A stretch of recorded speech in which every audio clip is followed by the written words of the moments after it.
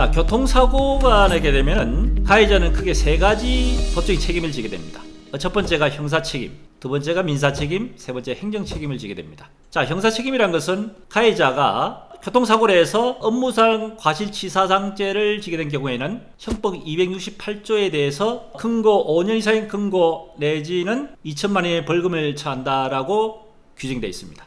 여기에 대해서 교통사고 처리 특례법에 의해서 가해 차량이 종합보험에 가입되어 있는 경우 또는 피해자가 가해자의 형사처벌을 원하지 않는 경우, 일종의 이제 합의가 이루어진 경우에는 공소권이 없이 형사처벌을 면하게 됩니다.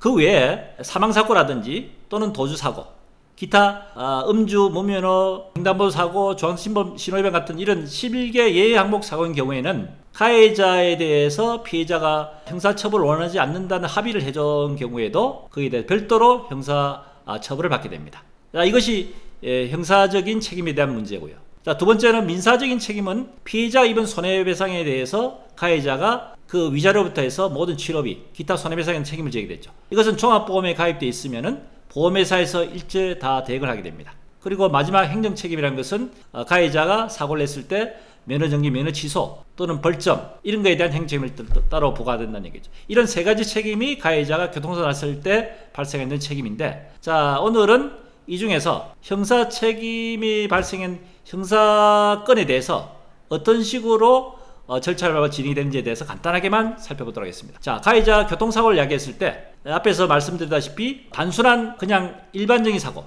쉽게 하면 뺑소니라든지 사망사건 또 교통사고 처리 특례법상의 11개 항목 사고가 아닌 경우에는 종합법에 들어있는 공소권이 없기 때문에 경찰에서는 간단하게 사건 처리에서 종결을 하게 됩니다. 그런데 이런 교통사고 처리 특례법상의 형사처벌의 대상이 되는 사고인 경우에 있어서는 좀 더 신중하게 조사를 해서 왜냐하면 가해자 처벌을 해야 되기 때문에 과속 여부에 대한 부분을 도로교통공단에 의뢰를 한다든지 또는 국과서에 의뢰를 해서 사고에 대한 명확한 조사를 한다든지 이런 정확한 진상 규명을 위한 절차를 밟아서 사건이 종결되게 되면은 그 다음에 이제 검찰에 송치를 하게 됩니다. 자, 검찰에 송치를 하게 되면은 검찰 단계에서 단순한 공소권 있는 사건은 끝이 나지만은 공소를 제기할 수 있는 사건인 경우에는 형사조정위원회에서 가피해자에 대한 형사합의를 한번 중재를 하게 됩니다. 이제 여기서도 형사합의가 이루어지지 않는 경우에는 최종적으로 정식 기소를 통해서 공판에 대한 절차를 거쳐서 최종적으로 법원에서 형사판결로서 가해자의 처벌을 종결시키는 그런 절차를 밟는 것이 형사건에 대한 진행에 대한 내용입니다.